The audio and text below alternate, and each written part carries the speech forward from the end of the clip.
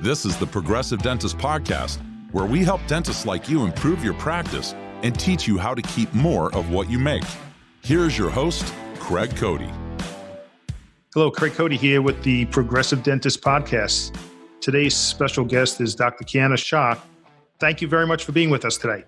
Thank you for having me on the show, Craig.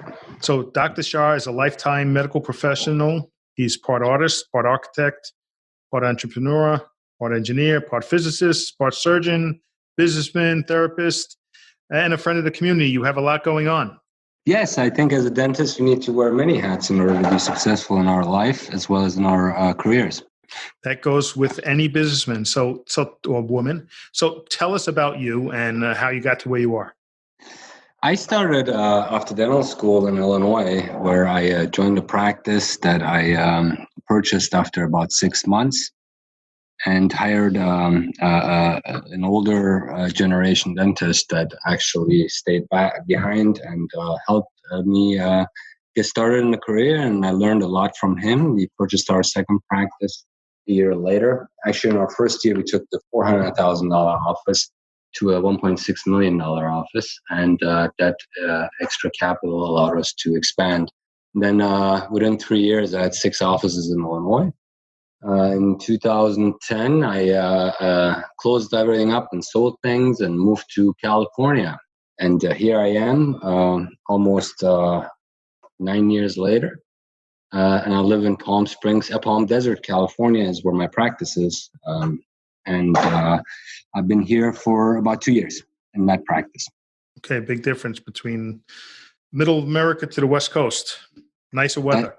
That's right. Yes, you have to sacrifice something. It's a lot more populated here with doctors than it was back in the Midwest. But my wife likes it, and the weather is always nice. And when there's a lot of sun, people are quite happy. Yeah, the sun is a beautiful thing.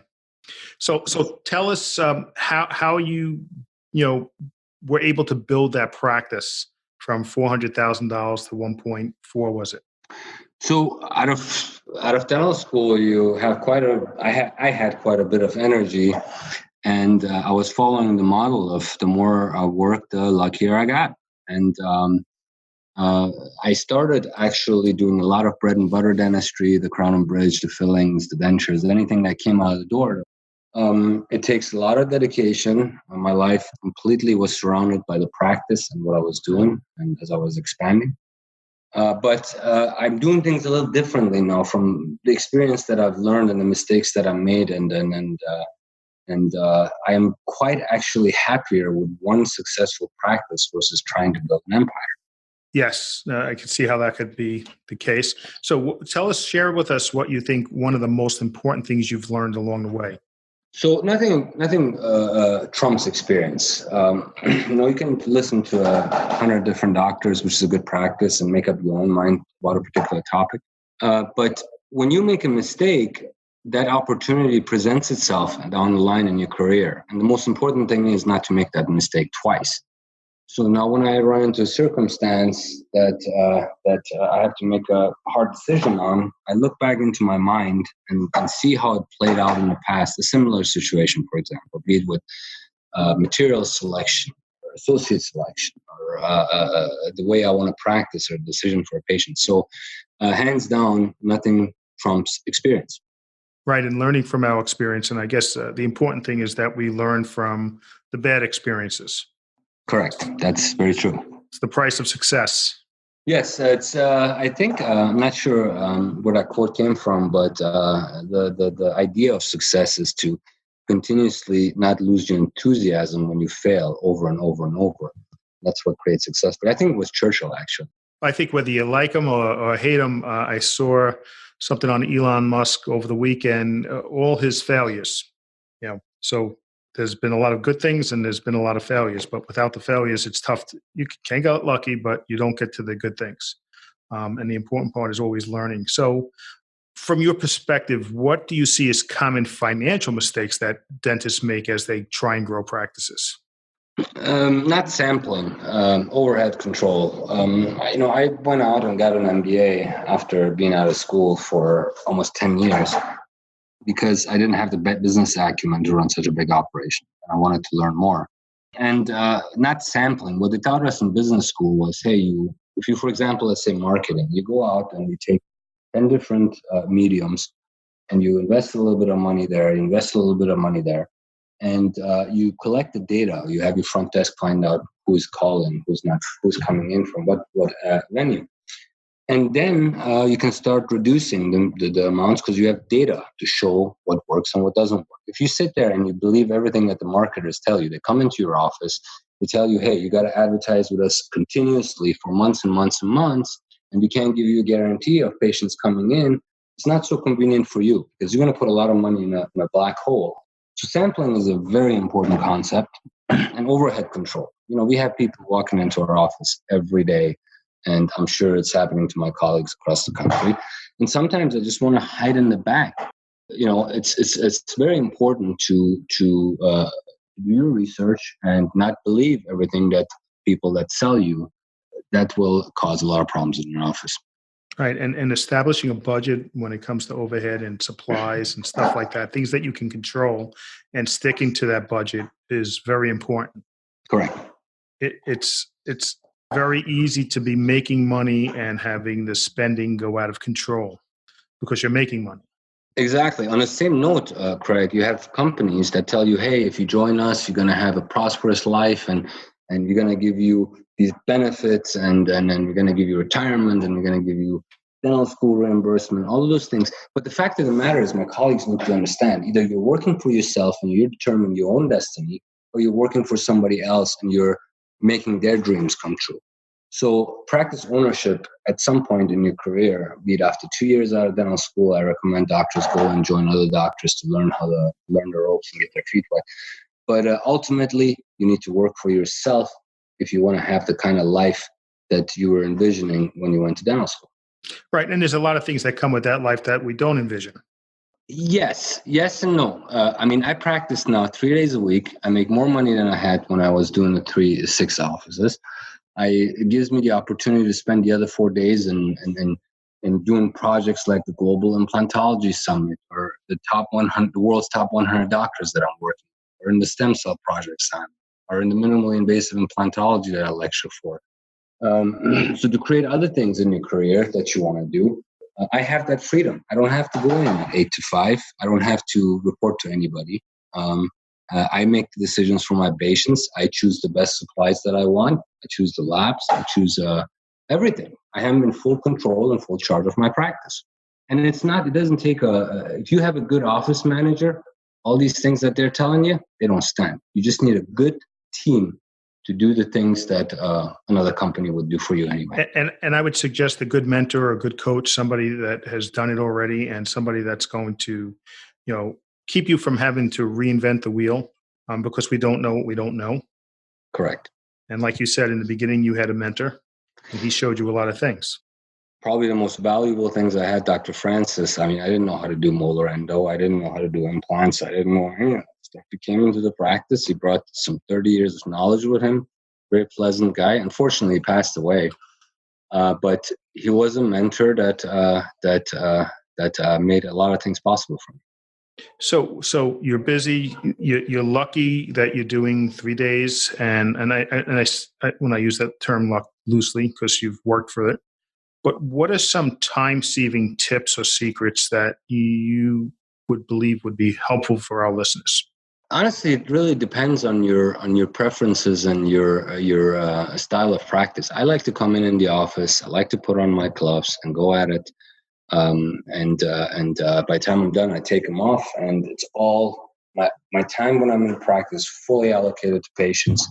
But again, some people like to take long lunches. Some people go slower.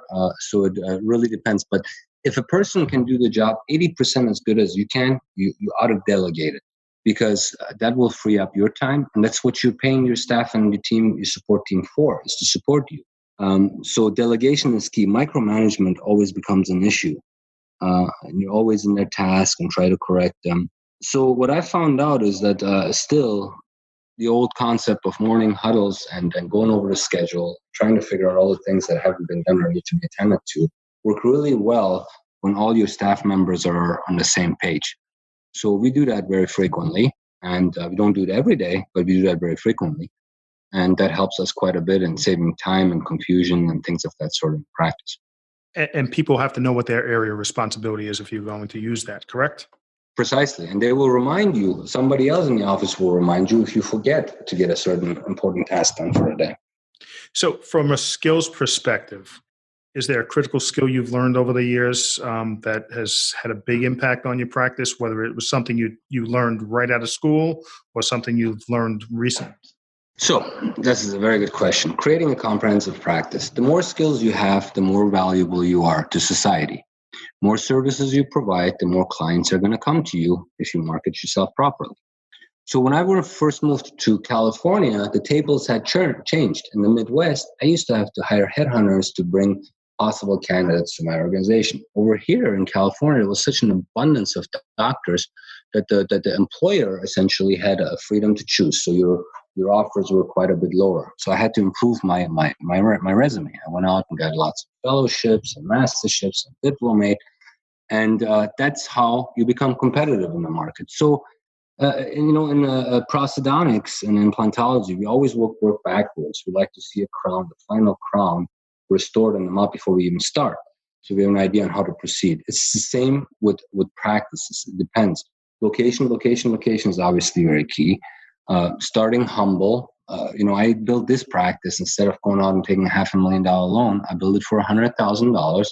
I did some deferment arrangements with some equipment and some TIs. I extended that to the landlord. There's a lot of way of negotiating and taking $100,000 in year 2. We're close to hitting the $1 million mark. So you don't have to take big loans. You just have to do things smart and learn how to negotiate. Everything is open for negotiation. That's very true. And I guess knowing your numbers helps when it comes to negotiating because you know what you're spending, you know what kind of discount you might be able to get. Obviously, somebody spending X is going to get a smaller discount than 10X. And being able to go to that vendor and saying, I'm spending this much money with you. I can be going here. What can you do for me? That creates leverage for you. Yes, negotiation leverage. And then once again, investing in yourself is probably going to have the biggest return on investment versus anything. That is exactly what it sums up to what I explained about determining your own destiny. So tell us a little bit more about the businessman. So I've been involved with a lot of fortune groups, been in and out of rooms, large rooms with accountants, lawyers, doctors, and have picked up a thing or two from every one of them and have sort of made it for myself and improving myself. The businessman, what exactly would you like to know? So just something that can help our listeners. So again, with the patients, business acumen is very important. These people come in, they don't care about 6-degree crowns and how good your manual dexterity is and where you graduated in your class. They care about cleanliness. They care about somebody smiling at them at the front. And they care about not being hurt in the chair side. It goes a very, very far way if you just put for a patient that is disgruntled or apprehensive, and you put your hands on their shoulder and you create a bond and rapport with them. This is all part of the business side of you. And you have to be able to be very diplomatic. I mean, word of mouth is going to be your most powerful tool, regardless of all these marketing opportunities. And you have to capitalize on that. Every patient that comes in has a potential of getting you 10 more clients. When you leave a bad impression with them, that's out the door. And for every 10 patients that are happy, the one that's unhappy is going to be the loudest. That's what I can tell you from my experience. Right. And we also want to keep that patient when we get them to come through the door for the first time and having that good bedside manner and having the front desk person with the smile and having all those points of contact in a positive way are going to go a long ways to keeping that patient for many years to come.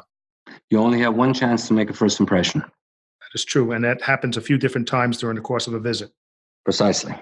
They are looking, and they're a lot. Patients are very smart. They see a lot. They hear a lot. And they make a judgment about you. Right. So it's drawing down on the year end, and I'm a big fan of tax planning. Is there any thoughts or ideas you might want to share with our listeners as it regards to planning for taxes, paying taxes, and operating their business? Yeah, first and foremost, don't be an accountant. They're not accountants. What I do is I have developed a very tight, close relationship over the past decade with my accountant, and every major financial decision goes through him and is discussed with him in thoroughness. I mean, it's a good idea to have an understanding of Section 179, and what deductions you have. People spend way too much time and effort to try to find the smallest deductions, trips, vacations, what have you. It's best to focus on the things that really matter.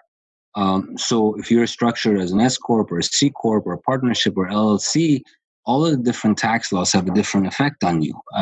So depending on your circumstances, you should always consult. I've read in a magazine that probably 80% of deductions are done wrong or they don't succeed because either the accountant is not very knowledgeable about the dental business or the doctor tries to be an accountant. Right. And I believe, it's a two-way street. You need to be, talking with your accountant on a regular basis, your CPA on a regular basis. And when I say regular basis, I mean at least monthly. And, the old saying, somebody used to tell me, well, the doctor doesn't call you up to see how you're feeling today. So you need to communicate with that person. And you could fix things before you do them. It's very hard to fix things after they've been done already, especially when they've been done wrong. And the value of having good numbers to make sound business decisions, is immense. Precisely. An accountant went to school to learn all these things. Although we think we know a lot, there's a lot of surprises that I see from my accountant that comes through. I started a C corporation and he came in and changed it to an S corporation. Had better deductions that we didn't have to indefinitely move forward. We did some cash contributions and so forth. So they know things that we don't. And that's their job to know those things, So I appreciate you spending some time, sharing your expertise, your insights. Before we close and say goodbye, any additional advice you might want to share with our listeners? Continue to innovate. I presume that a lot of the listeners are my colleagues. Our profession is one of the greatest professions in the world. We get to help a lot of people and do a very good living at it. We are at the start of the industry advancing tremendously. A lot of these innovations that are coming out weren't around 100 years ago. I mean, you didn't have a high-speed handpiece. This is the time to innovate and to continue moving our noble profession forward. I believe that regenerative medicine and minimally invasive procedures are going to continue to be in the forefront. And I hope to see more and more my colleagues at the conferences and make great friendships that last for a lifetime. Well, I really appreciate you taking the time, sharing with us, and thank you very much. Thank you for your time, Craig. Thank you for tuning into this episode of the Progressive Dentist Podcast. We would greatly appreciate it if you left us a rating and review of the podcast so we can continue to help you and other dentists. Be sure to go to theprogressivedentist.com to learn more and make sure that you keep more of what you make.